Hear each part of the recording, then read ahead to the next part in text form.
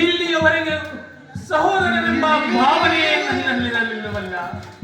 ಇದರಲ್ಲಿ ನನ್ನ ತಪ್ಪೇನಿದೆ ತಾಯಿ?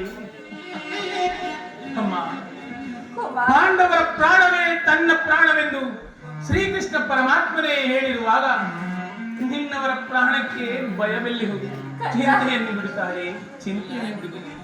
ಹಾಗೆಲ್ಲ ಮಾತನಾಡಬೇಡ ಕಂದ. ಯುದ್ಧರಂಗದಲ್ಲಿ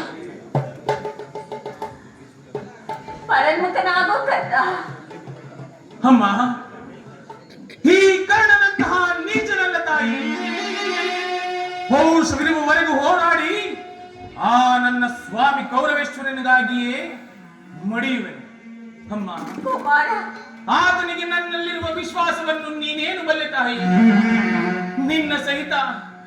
ನಿನ್ನ ಸಹಿತ ಈ ಪ್ರಪಂಚವೇ ನನ್ನನ್ನು ದೂಡಿಬಿಟ್ಟಿದ್ದಾಗ ಬಹು ಮನ್ನಣೆಯಿಂದ ನನ್ನನ್ನು ಸಲಹಿ ಈ ಕುಲಹೀನನನ್ನು ಉದ್ಧಾರ ಮಾಡಿ ಅಂಗರಾಜ್ಯಕ್ಕೆ ಪಟ್ಟಾಭಿಷಕ್ತನನ್ನಾಗಿ ಮಾಡಿ ಪ್ರಾಣದಂತೆ ಹೃದಯದ ಸಖನಂತೆ ನನ್ನನ್ನೇ ನಂಬಿ ಯುದ್ಧವನ್ನು ಹೂಡಿರುವಾಗ ಇಂತಹ ಸಂಬಂಧಗಳನ್ನು ಕಲ್ಪಿಸಿಕೊಂಡು ಆತನನ್ನು ತೊರೆಯುವುದು ಧರ್ಮವೇ ತಾಯಿ?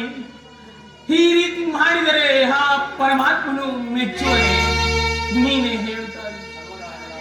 ಸರ್ವತಾ ಆಗಲಾರದು. ನಾನು ಯುದ್ಧದಲ್ಲಿ ಪರಾಮುಖನಾಗಲಾರೆ.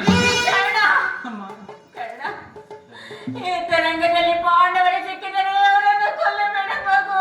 ಉಳಿಸು ಕಂದ, ಉಳಿಸು. ಆಗಲಿ ತಾಯಿ, ಯಾರನ್ನಾದರೂ ಉಳಿಸುವೆನು. ಆದರೆ ಆ ನನ್ನ ಪರಮ ವೈರಿ ಅರ್ಜುನ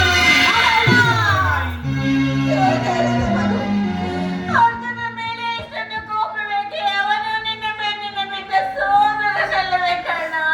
ಅಮ್ಮ, ಹೌದು ತಾಯಿ. ಆತನೊಡನೆ ಯುದ್ಧ ಮಾಡುವುದನ್ನು ಆ ನನ್ನ ಸ್ವಾಮಿ ಕೌರವೇಶ್ವರನು ನೋಡಿ ಸಂತೋಷ ಪಟ್ಟರೆ ನನ್ನ ಜನ್ಮವು ಸಾರ್ಥಕವಾಗುವುದು.